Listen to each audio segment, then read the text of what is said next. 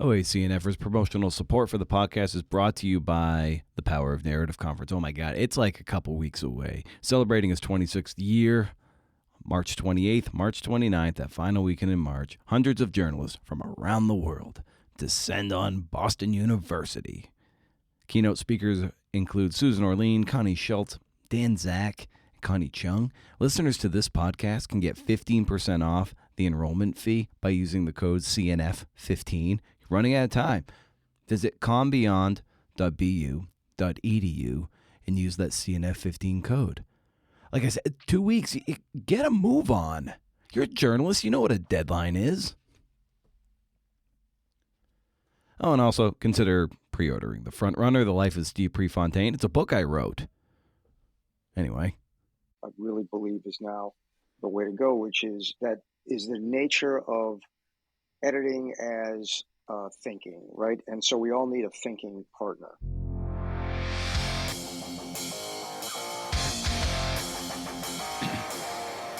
All right, hey, we made it to another CNF Friday, and it's another double feature day. Don't worry about it. It's a creative nonfiction podcast, a show where I talk to tellers of true tales about the true tales they tell. I'm Brendan O'Mara. Listen, I wish I could be Michael Lewis for you, but all I can be is me. Neil Brown is here. And what fun this conversation was. This was a good one. I mean, rich. Really fun. I can see Neil being a semi-regular. Neil's the president of the Poynter Institute. You know Poynter, a bastion of resources for reporters and editors, media criticism and fact-checking. If you want to level up your game, you visit poynter.org.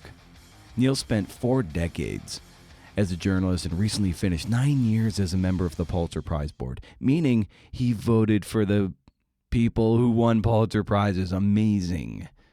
I mean, just imagine that. Imagine being able to read all that stuff. He worked with some of the best reporters, be it coming up in the 80s in the Miami Herald and the Key West Bureau with the likes of Michael Capuzzo and Carl Hiaasen, to editing titans like Tom French, Kelly Bonham French, Ben Montgomery, and Michael Cruz. While Neil and I were talking, Roy Peter Clark just walked by his office, like right across the window. Yeah, RPC. Show notes to this episode and more at BrendanO'Mara.com. Hey, there you can browse blog posts and my anti-social media feed, as well as sign up for the monthly Rage Against the Algorithm newsletter for book recommendations and cool links to stuff I think you'll enjoy. There's now a companion weekly creative nonfiction podcast Substack that has more goodies like full transcripts, the parting shot, and just some other episode-specific and podcast ephemera. It's like show notes on steroids. So find it at creativenonfictionpodcast.substack.com and subscribe to that if you want a little extra seasoning. And if you care, visit patreon.com/CNFpod to support the podcast financially. Or you don't have to. There's a free option just to join if you want to window browse, if you want to lurk. I just posted a little video inviting people to a pitch club where I will listen to pitches and see what I can do to maybe coach the best out of them. Not saying it'll land you somewhere, but, if I can turn the screws on something, all the better. Get your stories landed. In this conversation, Neil Brown riffs on editing is thinking. The late writing coach Don Murray, who Roy Peter Clark writes about a lot in his books, how the front end conversation is everything, respecting reader detection, and interviewing as a skill, among a lot of other great stuff. This is really cool. This is very rich. So make sure you visit poynter.org, browse around, follow at @Poynter_Institute on Instagram, and Neil Brown on LinkedIn. Parting shot on routine porn. But for now, here's the amazing conversation with Poynter.org's Neil Brown. Riff.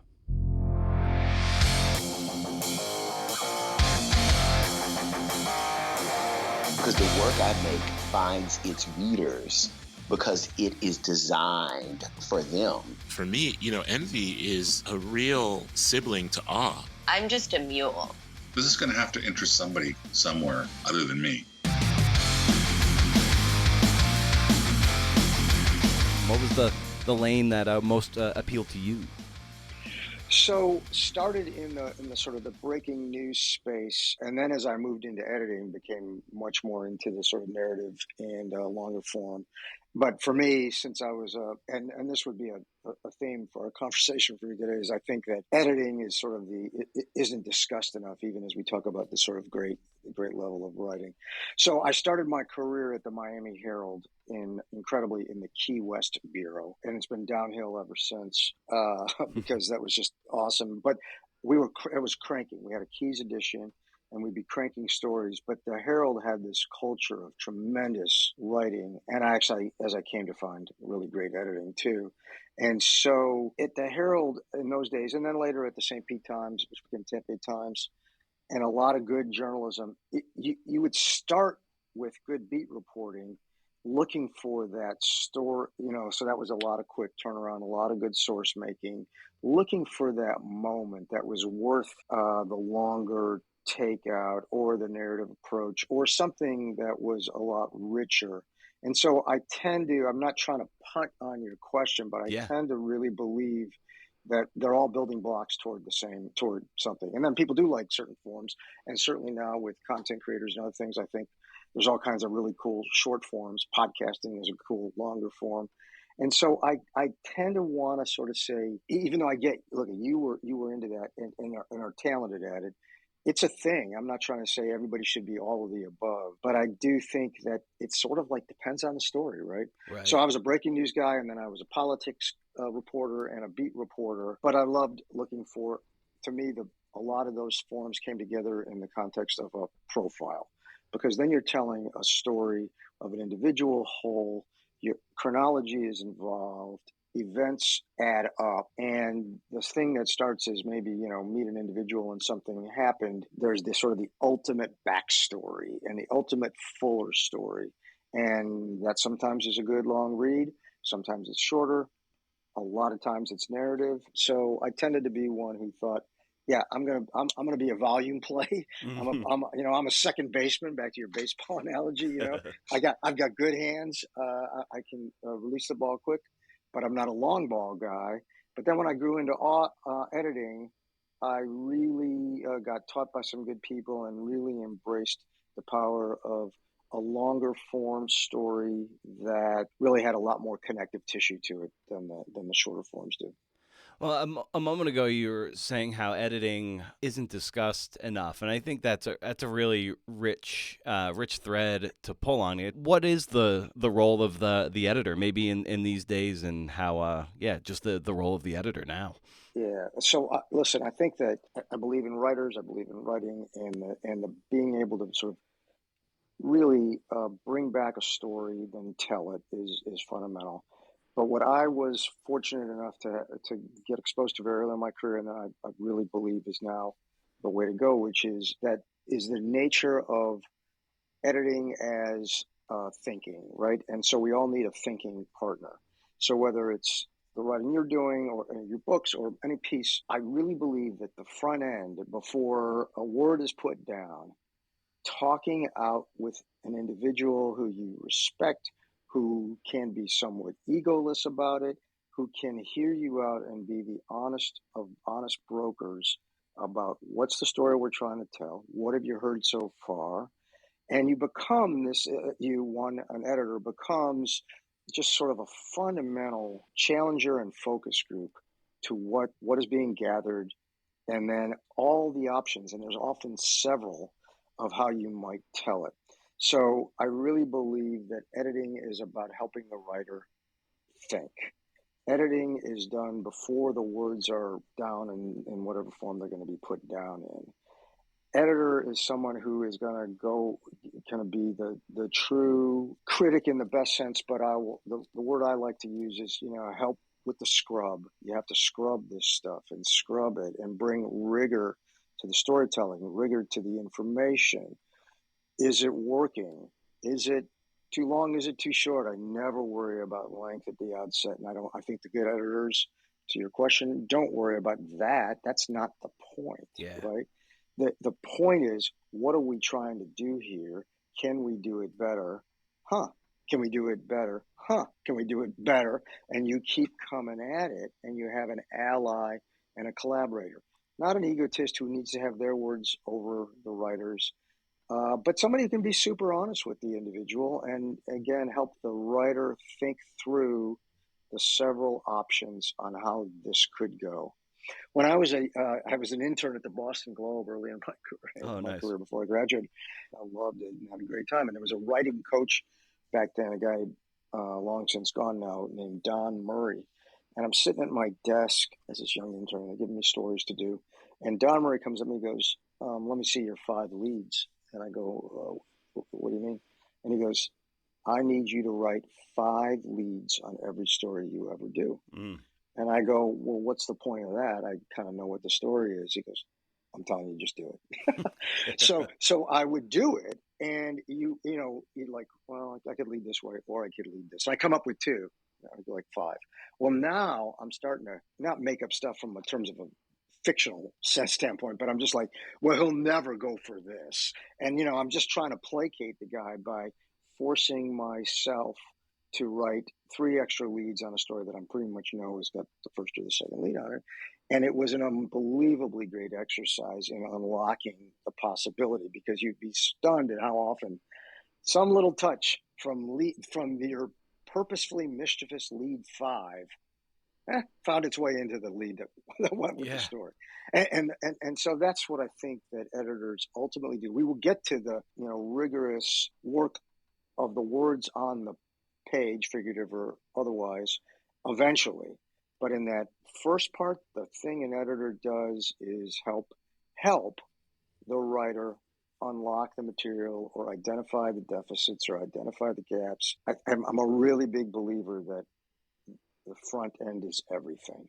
The game is won or lost at the idea phase, and then after that, the front end conversation can guide and direct and ultimately propel some good writing and a good story. And that's what I think an editor, first and foremost, should be doing.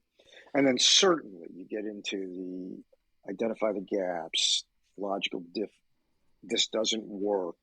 This does work. Do more of it. There's not enough of this. Did you realize how often there's all of the mechanical, and I do even use the word mechanical with a sense of power, not just, copy editing. And I think the more ambitious the story, and sometimes ambitious is, I want to be clear, is not synonymous with length. But when the story is complicated, or you have high ambitions, or you're trying to push some forms in new and interesting ways, we all need editors as an ally in the writing lab. When you say an idea is often won and lost at the idea phase, what are some of the components or the blocks of an idea that is a winner versus a loser? Again, a guy I learned a lot from was a guy named John Brecher, and he used to be, years ago, the page 1 editor of the Wall Street Journal. And, the journal, at least in journalism circles, certainly was known for their very sharp 1A stories and front page stories and clever writing forms and all of that. And John used to have a saying that, and this was through the prism of journalism, so it may not work for every kind of form. Like, reporters would pitch John stories, and John said, "If I even feel like I've heard it before, I want nothing to do with it."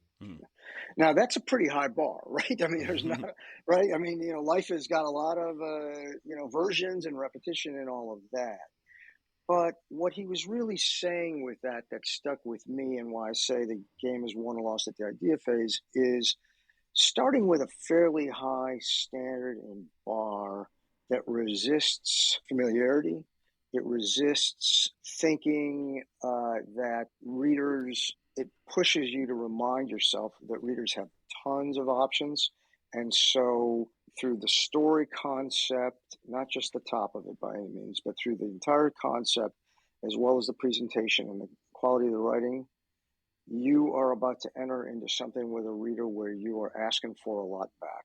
You're asking for attention, you're asking for time, you're asking for an open mind, potential for emotional buy-in or collaboration. And if the idea is, trite or polemic, maybe, I mean, there's a lot of things we can say make a bad idea or a good idea, but if the idea doesn't find a way to create some sense of lower the barrier to entry for the audience or the reader, then you're going to have a problem. So again, in the journalism and newspaper world, there's, again, John's mantras in my head. I mean, there's so much stuff that sounds exactly the same. Mm-hmm. And you know why? Because it is. You know, Yeah. and you can't just say like, yeah, but mine was better, or mine was sharper. Perhaps, but don't ask me to be, to me, the audience member, the reader, to sort of subtly have to delineate between you and something else. There's just too much interesting stuff out there. Back to that point. So if the idea is boring, however you want to define that, if the idea is intellectually flawed or not rigorous, illogical, all of these things, I think we have to make sure we totally respect reader detection. And readers will figure that out, and they will say, thanks, but no thanks, or thanks, I'm gone.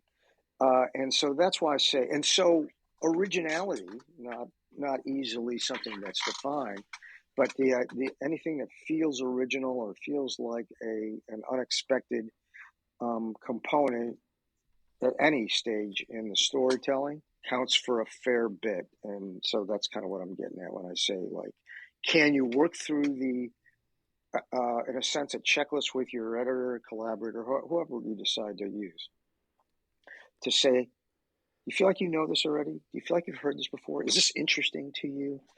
And the response needs to be super honest from the editor or something else. Yeah. Because otherwise you're going on a course that's going to eventually not get all the way over the line, or worse, really be disappointing.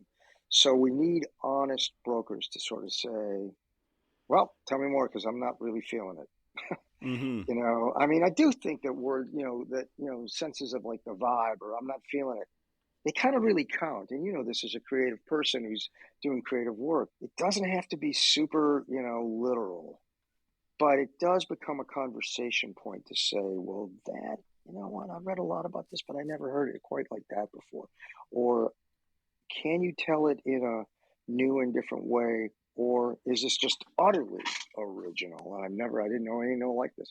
So those are kinds of the conversations that I think are really fundamental at the front end, followed by, now can we both verbally, visually, whatever it may take, start to outline where we're going to see if it's more than just a singular point, and that it's going to hold up through the thread of the whole story.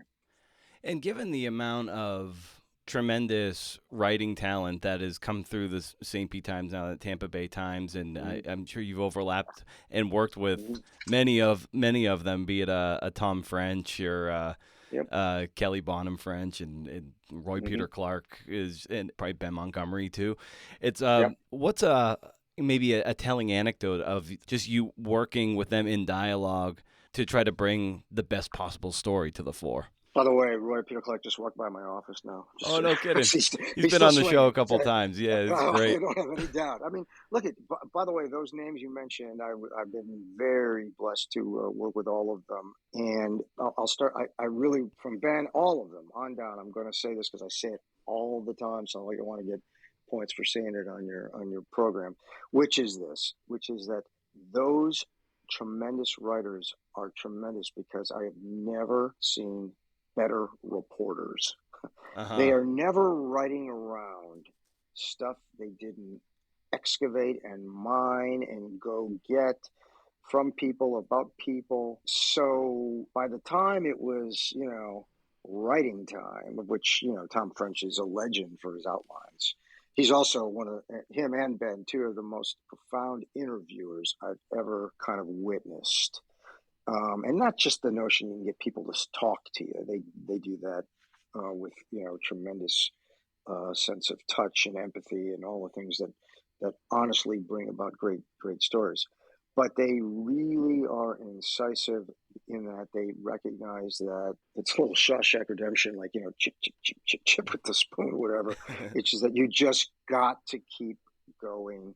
There's more to be had. There's more to be had. There's more to be had. And so I had the great opportunity to work with all of them in different kinds of stories. And again, the beauty of it was rarely to talk about, you would talk about sometimes framing and the words themselves, but it was more like I got them to practice telling me the story so that I could then react and they could get the benefit to some degree of that. In the case of somebody like Tom, who, is really was a pioneer along with Roy in this kind of, sort of narrative nonfiction and narrative as a truth-telling device. And I'm going to come back to that in a second. But with Tom, him and Ben are interesting approaches. They have a lot in common, but I would say Tom is a more sentimental guy than Ben. Mm-hmm. And sentimentality can sometimes be great, and sometimes it leads to sort of, purple or, maybe a little bit overdone stuff. That hard edge can sometimes be underdone, and so I say that because that's the beauty of so many different interesting writing styles, all that grow out of their sense that when they're in the field, it's nothing but surprise and delight to them, and then they sort of come back. They're never formula guys, even as they buy into a formula of narrative power. It's really about the story. And so, Tom's Pulitzer series is one of the great true crime narratives of our time, and he understood what it said about loneliness and relationships and Florida and all of that. Ben brings an unbelievable, righteous indignation to injustice sense to his, sort of storytelling. So everybody's got a little bit of something different. Kelly Benham is a ruthless writer and editor. She doesn't have sentimentality, and that's one of her great strengths, I think, in some respects. Yeah. So I got lucky to work with some of them. Now, down at the Herald, I work with people like Carl Hiaasen, who, turned his profound investigative chops. People don't realize that Carl was this unbelievable investigative reporter before he ever started writing crazy Florida man-style fiction. And again, the thing about these guys is power of observation, unbelievable ability to interview, and recognizing that the writing only came after the gathering in the best sense of that. Mm. Did you overlap at the Miami Herald with Michael Capuzzo and Madeline Blaze by any chance? Yeah, well, deeply with Capuzzo. He and I were in the Key West Bureau together. Yeah, he was there when I landed. Nice. And Mike's a good friend, yeah. Oh, well, you please make sure you say hello to Michael Capuzzo for me. I learned a lot from Mike Capuzzo. That guy, as a very young man, is really a kid out of Northwestern, I think, but a Boston kid. Big Red Sox fan, that guy. He absolutely loved and embraced, the power of storytelling. And he was in that same bureau with me where we were cranking out 3 to 6 stories, or 3 stories a day. So you're like 10 to 12 a week, 15 a week even. But he was always working on a longer feature. He was always working on the Sunday magazine story because he definitely saw, whatever I just got paid to do, that's not the real story. The real story is over here. And Capuzzo had a great touch, a great work ethic. One thing about Mike Capuzzo that I always loved work was the joy in the storytelling. A lot of writers, it's hand wringing and chain smoking, all of it. With Capuzzo, man, again, he is as dedicated as anybody, but man, it was joyful for Michael. So anyways, so I'm very lucky. Now, I only met Madeline Blaze a couple of times, but her work in Tropic magazine was legendary, but I didn't really know her as well. It was a big place at the time, but she was working for Tropic when I was there. But I haven't talked to Capuzzo in years. But yes, please, if you have a chance to run into him, please give him my best because I learned a lot from Mike, and Mike was definitely one who understood that. What I learned from Mike, which is now very obvious, but as a young reporter, is important to see, which was that to some degree, some of us who came up through very traditional means thought like if I could get a good quote. Capuzzo knew that the quote was a bonus. That's not what you're there for. Get the anecdote, get a story, flesh it out. The quote will be fine. But that was an important component, I think, of narrative where particularly back when Mike was doing it, Madeline was doing it in Tropic, and Tom French was bursting onto the scene with his narratives, which was to get past it moved journalism from articles to stories. And that was that was kind of a key element of that. A moment ago, you brought up how Ben and Tom are particularly skilled interviewers. I noticed just being in the podcast sphere, and then even if whoever you might pay attention to from be it a press conference or even on TV, I think you notice that interviewing is a skill, and a lot of people aren't very good at it. And I wonder for you, what are things that you notice that are lacking in many contemporary, even mainstream interviewers? Well, yeah. So first of all, I completely agree with you. Like even now, even if we've been saying that for dozens of years, it's amazing how mediocre interviewing is generally, even in this environment. Yeah. I don't know whether it is a culture of volume and social posts and things like that. I'm not down on social. I'm not. This isn't a horrific insight at all. But I would tell you that whether it's on television or interviewing seems to be unappreciated art. And the biggest thing, it's so ridiculous, the answer to the question, and it's this. The biggest failing is they're not listening. The interviewer is not listening.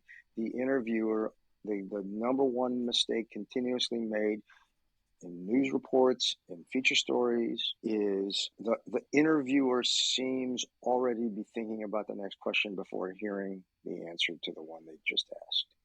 And I think that's it's like a historic mistake. People have done that for years, but you can tell. And so, there's always the tricks of the trade, right? So always like, well, just don't say anything and the other person will fill in the space. And that's true. That's a very good technique. The interviewer doesn't have to constantly fill in the space because it seems awkward. Just let the silence lie. Okay. That's a very good technique, and I agree with it. It's amazing still how people don't do it. And again, to some degree, I think there's a lack of prep in interviewing. I think it's a little too quick a turnaround. I think the idea of what I mentioned a moment ago, which is that I'm after a fairly colorful quote, somehow pollutes or dilutes the interviewing because you're thinking about whether I heard that rather than what am I truly trying to grasp or gather. I think time pressures are certainly a big problem. One thing that Ben and Tom and others will say is a lot of times on longer form stuff, they've got more time. By the way, Michael Cruz, another guy I work with who's outstanding in this. Oh, yeah. But in any event, and I bring that up because, again, they know that this is going to take time to tease out. And if you're going to rush it, you're just not going to get you're not going to mine all the gold there. And so, again, I think that number one, interviewers need to do a better job of listening to the answer and then being kind of comfortable with an interview not being an interview, but it being a conversation that yields things that maybe were not even intended going in. So it may sound funny to put it this way, but I think too many interviews are mission-centric. I've got this story, I need this result, and then I need to get out of here. Now, I'm not naive about time pressures, particularly in the journalism space, or deadlines or any of that. But I do think that when you narrow the frame, which is, we use a lot of cliches in there, when you narrow the frame to the mission that you're going to interview on, you're going to get only so much. So the other cliche part would be, but I do think there's times you got to drill down, right? Mm-hmm. But that's different than just looking for that quick nugget and then getting out of Dodge, right? You want to really develop it like it was a conversation. And, sometimes I'm sure the writers you've mentioned and many others who have been on your show here would probably tell this more authentically than I'm able to. But I just know that when you get back and you transcribe the interview or you do whatever tool you're using to see what you have, and you look at it and you realize, oh yeah, he said this, she said this too, whatever it may be. Like you didn't know it at the moment, so you're excavating even your own news gathering or story gathering, that's how you've sort of come up with a conversation. And yes, you'll put it in the context of the expression on their face at the time or whatever it may be, whatever's relevant. But I do think that the thing about interviewing that Tom, Ben, and others have that others don't is patience. Yeah. They're just super patient, and not in a artificial or contrived way. They just recognize people are people. I'm just going to keep trying to find out until I can find out what I need to know, and then maybe discover the stuff I never expected I'd know. Yeah, and what also happens, or what I hear a lot, is reporters have a tendency to answer, or even podcast hosters, primarily podcasts, but journalists too, will basically ask a question and kind of answer it for their interviewee, and it's just you gotta have a really good shot clock. Try to get in, get out. Ask that open-ended question, and don't be afraid to sound like an idiot. Everyone is so insecure, and I'm not excluded from that, of wanting to sound smart. But sometimes you just gotta let that open-ended question just hang and let be out in and out in 5 to 10 seconds, and let them talk for 5 minutes. I couldn't agree more. I could not agree more. And in fact, now, on the worst of it, and they see a lot of this, particularly in the political sphere, certainly in the sports sphere too. I mean, we and I were talking about baseball. I admire baseball announcers and all that, but they'll do their show with the manager, and there's no question. It's because they want to show, like, I saw what happened in the fourth turn. I'm going to show you. And similarly in politics, the questions are long, to your point, and I'm going to say it, they're performative. And performative is not our role. And worse, it doesn't yield what we need. Yeah. So, maybe you're trying to play to an audience. We know politicians do that, but journalists are not beyond it, where they feel like, I'm going to show you how clever, smart, tough, whatever it may be. And sometimes it's that self-conscious, and sometimes it's just clumsy. But when the question is essentially a performance, or trying to sort of reflect your background or your knowledge, it's missing the point. The point is to find out what they know, not what you know. Yeah, that's kind of what John Sawartzky would say about like inputting versus outputting. And if you spit out a word salad, a very skilled interviewee is going to just take something and run with it and not answer anything, and basically filibuster the whole conversation and move on to something else. And it's so hard to show restraint in an interview. It's just a real difficult skill that not enough people practice it well, or research that aspect of it as much as they should. And what's great, it's a skill so you can learn it and get better at it. But maybe people discount it a bit much because they do want to sound smart. To your point, in sports, you do it all the time. If you spit a word salad at Bill Belichick or any of these football coaches, they'll just either give you a quick yes or no, and they will only give you a 5-second answer to your 1-minute question, where the inverse should be true. Completely. Listen, you use Belichick as a perfect example, and we can talk about the pros and cons of Bill Belichick. Yeah. But when he's given the answer to a very long commentary sex question, where the person is, frankly, you could tell the interviewer is a bit scared of him and wants to show and wants to go toe to toe, and then his response is, I guess, no. Like, you have failed, and it's not. And we in the media then try to say what a jerk Belichick is. Well, sure, but not for that reason. Yeah.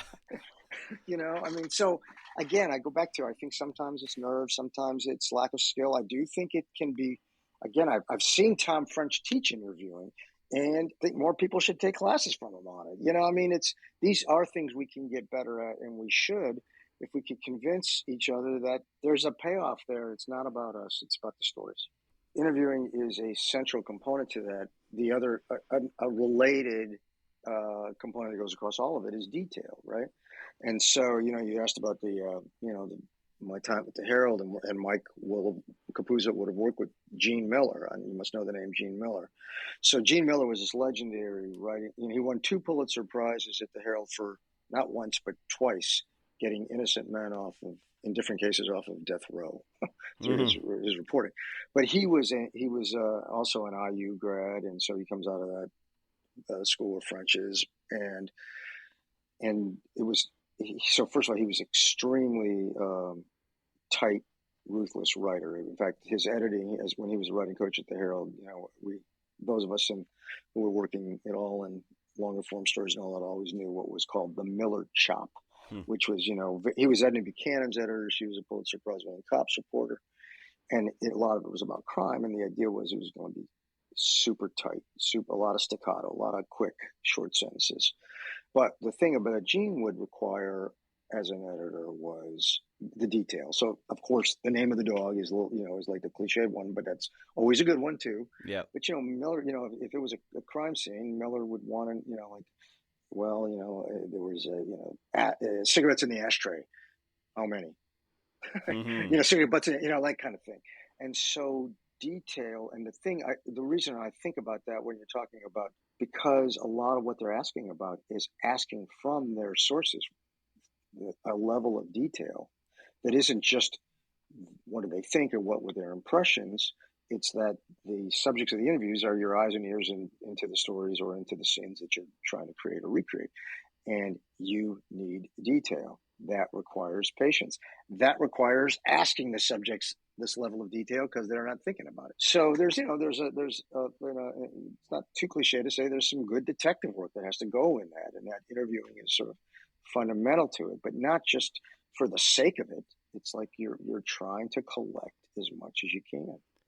Yeah, I've told some people when I feel like I'm asking really what seems maybe on the surface just mind-numbingly boring information. I just like, listen, if I were there and shadowing you, like I could be scribbling all these things down, but I wasn't there, and just in the spirit of that, like if I was just I'm in the back seat and you're driving the car, like what am I seeing? What am I smelling?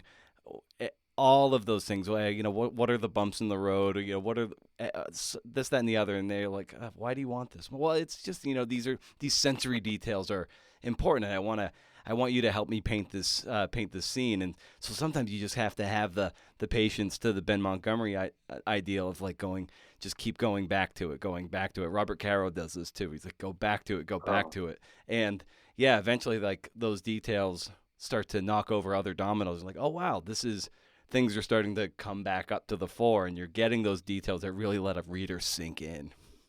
Yes, absolutely. And I do think that, so you've got both the patience point, and I think you have to have a little kind of humility I know. It sounds kind of silly. I'm just trying as hard as I can to recreate as much, or to understand as much of what we could see, what was involved, and all of that, just so I can be I'm using this word in a careful way, not a political way, as true as possible, right? As best as we can tell.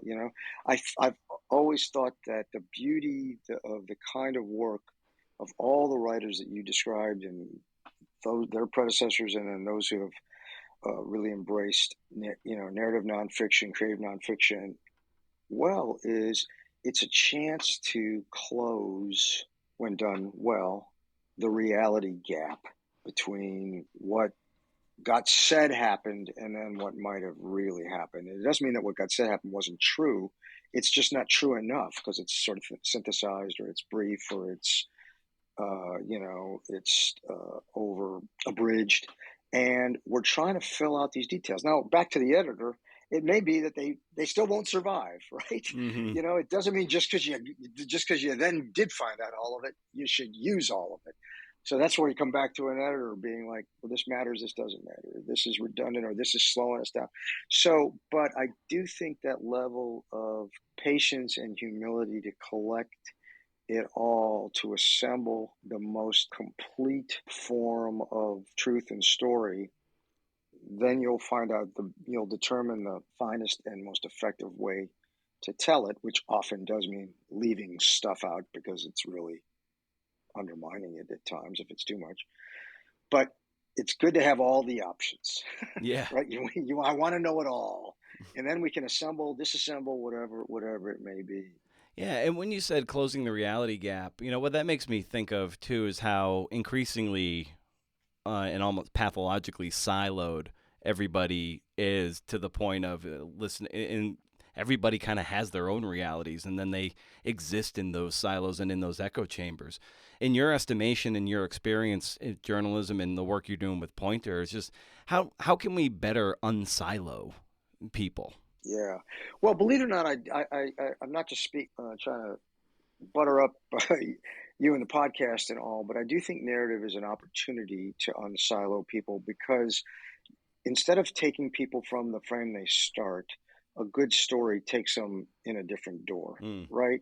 And so if you come in that sort of side door or different door, now you've taken both the writer and the reader away from any kind of predisposed thinking about something. Particularly, I don't mean to put everything through a political or a polarized environment, but people do come. Silos are based on. This isn't a good term because it would sound scolding, and I don't mean to ever scold an audience member. I don't believe in it. But silos are sort of rooted in kind of a little bit of intellectual laziness or just convenience. Maybe convenience is a nicer way to put that. Mm-hmm. And so you start with a frame. I think I know what's going on. Another reason why that idea thing is important. And a good story says, often without telling you this, set that frame down and come look at it over through this window. And when we do that, now we're going to wind up, if we get them in, then maybe we're going to bridge that silo. We're going to see that something different. Again, not to persuade. This isn't about opinion writing or things like that. It's just to sort of say, if you think it's not worth your time because you're in your silo and you're safe there, let me take you somewhere else. Let me show you a different perspective. Let me show you a different lens. And let me make sure I do it in a way that's not, eat your peas, do it because it's good for you. Mm-hmm. No, that doesn't usually work, or that it'll get quickly dismissed. But, these sort of great stories that we see, and again, in multiple forms, whether it's in podcasting, long form, even I think, some really sharp TikTok stuff short form vertical video can be very effective. This is one reason I think that form should be part of this conversation, even as it's otherly. Okay.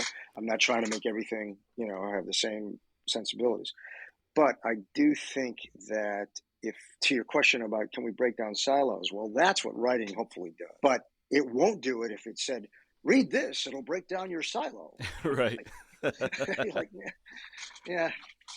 Well, you brought up a few things, be it podcasting, TikTok, or vertical video, and these are new, relatively new technologies that are just challenging what it means to be a journalist, or in how journalism responds to it. And historically, journalism has always had to wrestle with the onslaught of new technologies, and there's always been pushback and then surrendering and then, or maybe embracing. So in this phase where there's kind of a new wave of it that journalism has to adapt to. So what are you seeing, and how can journalism and journalists best, ride the wave of these new technologies?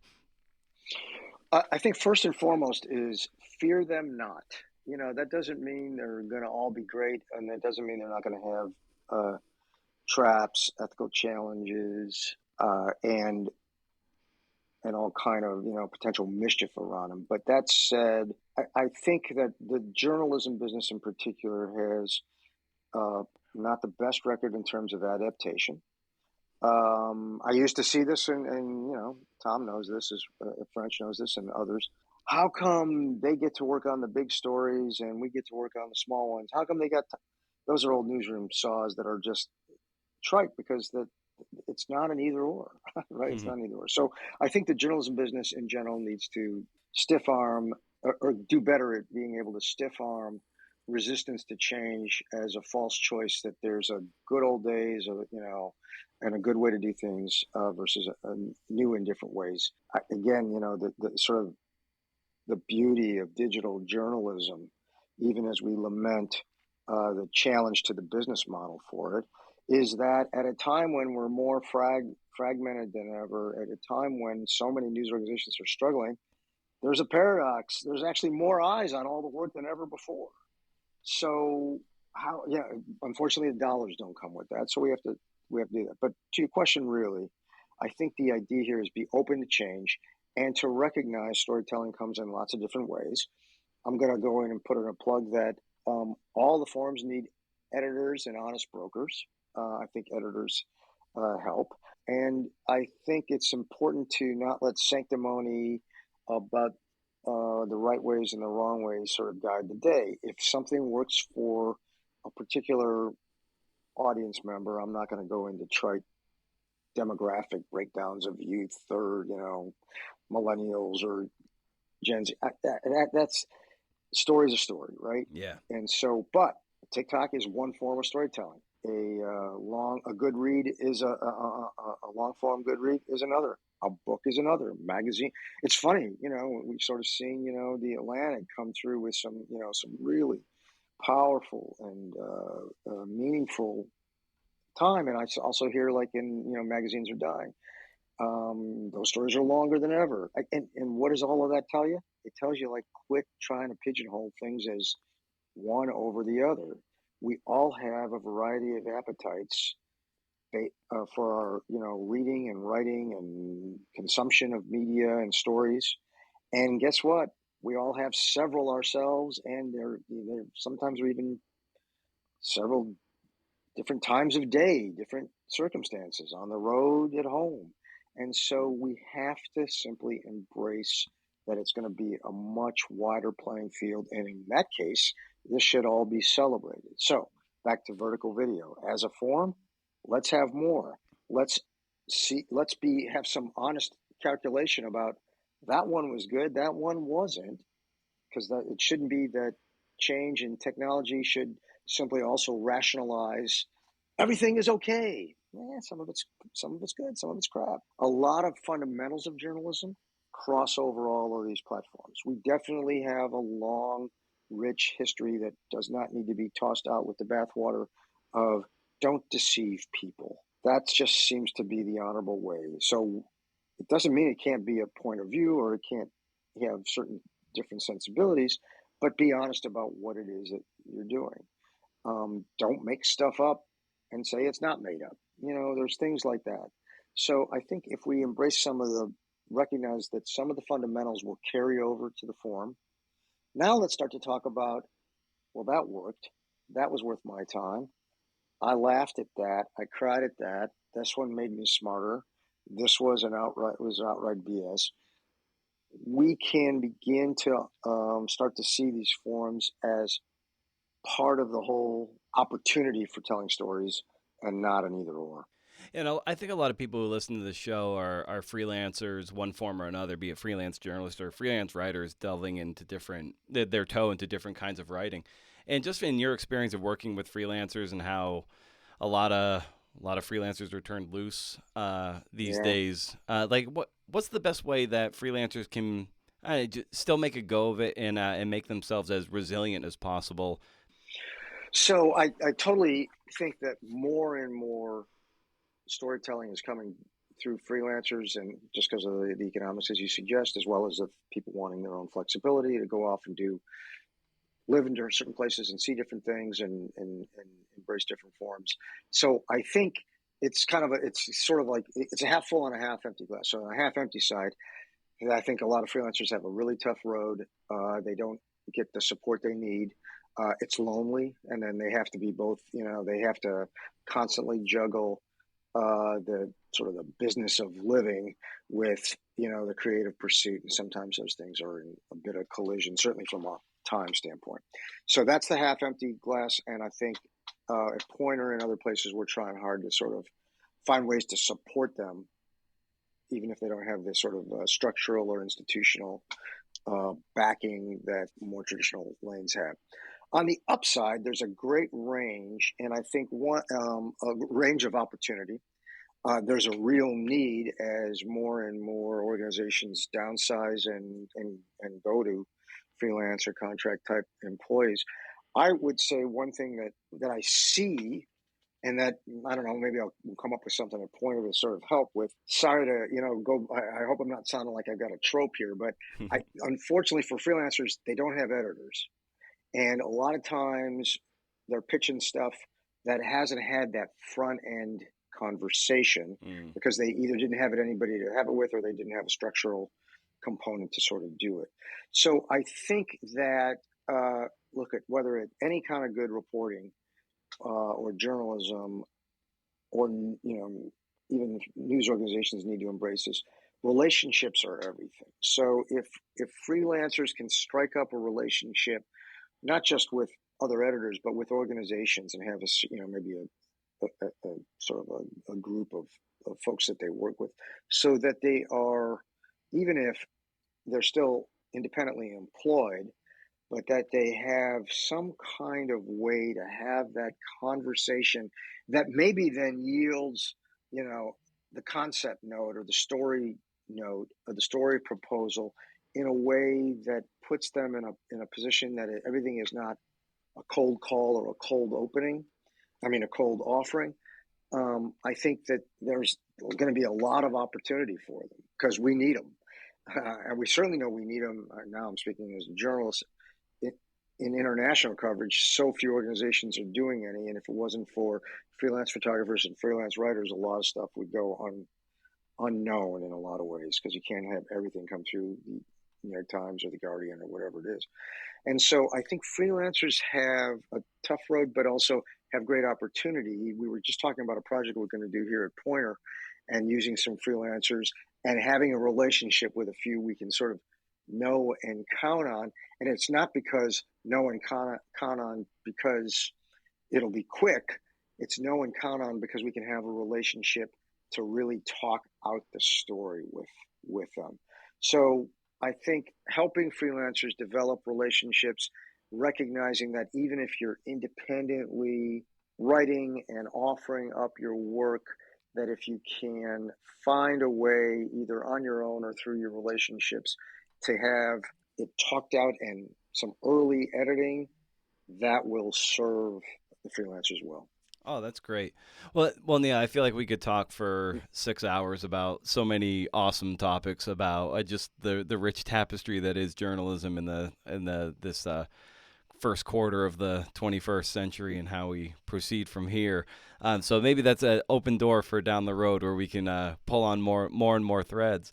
But as I bring these conversations down for a landing, I always love asking the guests for a recommendation of some kind for the listeners out there, just something that's exciting you and bringing you some happiness and excitement. I just wonder if there's anything you've thought of that you might want to share with the audience. Well, I just finished, it went by fast, but I just finished my 9th year on the Pulitzer Prize board. Amazing. On the board of the Pulitzer Prizes. And I'm term limited out, so I'm done. And so I won't be judging the contest anymore.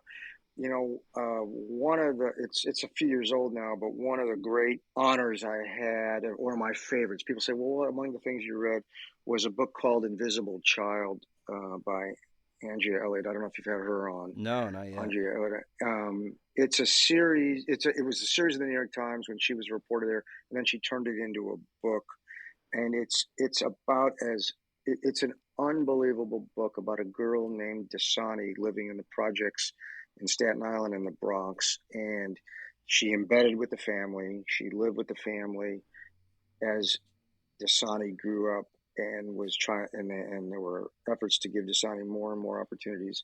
And in that, you could sort of see just the power of when you can really embed with folks and see things with your own eyes and get the level of detail. And suddenly, back to the point about, so there's Dasani, but man, I learned more about why social services and a bureaucracy fail people all through narrative and story, not through any policy work or anything like that, but just through the profound forces that are just working against some people. Mm-hmm. And so I happen to be thinking about that coming off the board. It's about 2 or 3 years old, the book, but it won the Pulitzer Prize for general nonfiction about 3 years ago.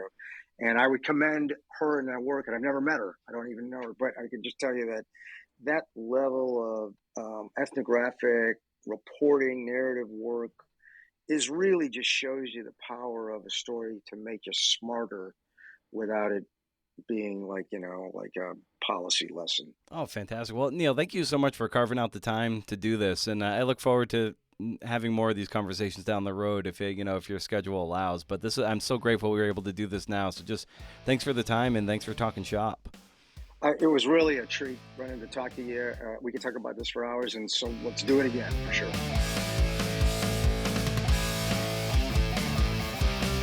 Yes. Awesome. Yeah. Why do I do that? Thanks to Neil for the time and patience since we recorded this some 4 months ago. See, that's why the double features are happening. I need to just get through the backlog, and not because I want to dismiss them or de-emphasize them. I just need to get through them. You know, that people are waiting a long time for their episodes. And here we go. I'm wasting more time. Great. Awesome. Good job, B.O. Thanks also to Poynter. Poynter? Sure. Thanks to Poynter, just for everything. But thanks to the Power of Narrative Conference for the promotional support. And Poynter. I mean, Poynter's great. I've been reading them for years. If you want to support me in the show, why you would now, I don't know. You can do any one of the following, the more the better. Go to patreon.com/cnfpod, shop around, pre-order The Frontrunner, I wrote a book, link up to the podcast wherever, leave a kind review on Apple Podcasts or a rating on Spotify, and sign up for the companion Substack. That's a lot of shit. I was recording an interview the other day with Cassidy Randall, author of 30 Below. As I like to do, I asked her about her, loose routine, what she likes to do to fire up the engine, And being a journalist, she quickly turned the question around on me, thanks Cassidy, which I will edit out of the final cut, sorry for you, but it underscores a strangely insidious subset of the creative ecosystem, this morning routine obsession, routine porn. At the heart of it really is insecure people or people struggling with resistance who want to mainline the routines of who they deem to be successful people. Because if they adopt similar practices, then maybe the residue of that success will rub off. It'll grease the skids to riches and beautiful people on each arm. I think it was the life hackiest of all the bro podcasters in Tim Ferriss who really popularized this a little more than a decade ago, roughly. My reasons for still loving hearing about routines and rituals have changed. I'll get to that in a moment, but he'd ask certain people, and look at his guest list, primarily white dudes, the bane of many white male podcast hosts. I did a gender audit on him and a few others when CNF Pod was gaining altitude, and let's just say those guest lists are skewed. He would ask certain people about the first 90 minutes of their day. I mean, you'd see other people posting about their morning routines on YouTube or wherever, the 7 things I do from the moment I wake up, the 549 things I can't help but do before I open my computer. What's happening is people are looking to shortcut the work, like taking PEDs. Yeah, maybe I should drink 16 ounces of water when I wake up, just like so-and-so, and then take a cold plunge and followed by a sauna, and then can't forget my electroshock therapy. So underrated, so retro. People are also looking for the magic bullet to unlock their frustrated creative selves that are shelled in a husk of bullshit we need to do simply to operate on a daily basis. That if we had this ideal morning routine used by some famous artist with a real slick Instagram feed, then our wildest dreams will come true. As Seth Godin would say, it's just another way of hiding. I'm particularly sensitive to this routine porn because in my deepest career and creative frustrations of my early 30s, in the early part of the 2010s, I was seduced by these ideas of hacks and quick fixes. I fooled myself into thinking I'm not afraid of hard work, but I was so stuck in the mud and jealous and bitter that I felt that maybe if I could cherry pick the best routines possible from all these luminaries, I'd be so much better off. What a fucking idiot. If I was such a hard worker, why wasn't I just making more concerted effort at making and researching better pitches? A shiny new morning routine wasn't going to change the fact that I sucked ass. But you might also say, then why do you ask most guests how they go about their work, their routines, and their rituals on the podcast if you say you don't care about them, B.O.? Fair. But my mind has shifted more towards curiosity about the weird things we do to get creative work done around hectic lives, screaming children, traumatized dogs, dementia-addled parents, etc. Because I think how people crank and prime that engine says something deeply meaningful about them. It's revealing, especially when it's not performative, like when it's not done for likes but for lucidity. Social media makes us think we need to leverage every minute of our creative lives as content, as brand making. This mindfuck has strip-mined the best parts of ourselves. Someone might get 100,000 meaningless Instagram followers, but it probably won't be us. All this is to say, yes, find a few rituals and things that get you there. And if you hear something that's really cool from someone you heard on a show, it's like, oh yeah, go by all means, add it to your cart. But don't get lost in trying to find that perfect routine, I guess is what I'm saying. And it's guess what I would want to tell that 2011 version of my dumbass. And not so many things that you're burned out by the laundry list of items that constitutes a veritable workday unto itself. Keep it loose, keep it fluid in the event that life throws shit at you. Don't beat yourself up too much if you weren't able to meditate for 30 minutes, followed by painstakingly making pour-over coffee, then going for a 45-minute walk to forest bathe before you sit down and journal those 3 pages. My biggest gripes are ones I recognize in a past version of myself, and I can honestly say if I'd spent my time working on pitches, researching deeper, more fleshed out stories, I wouldn't be so far behind. Whatever the fuck behind means. So stay wild, CNFers, and if you can do interviews, see ya.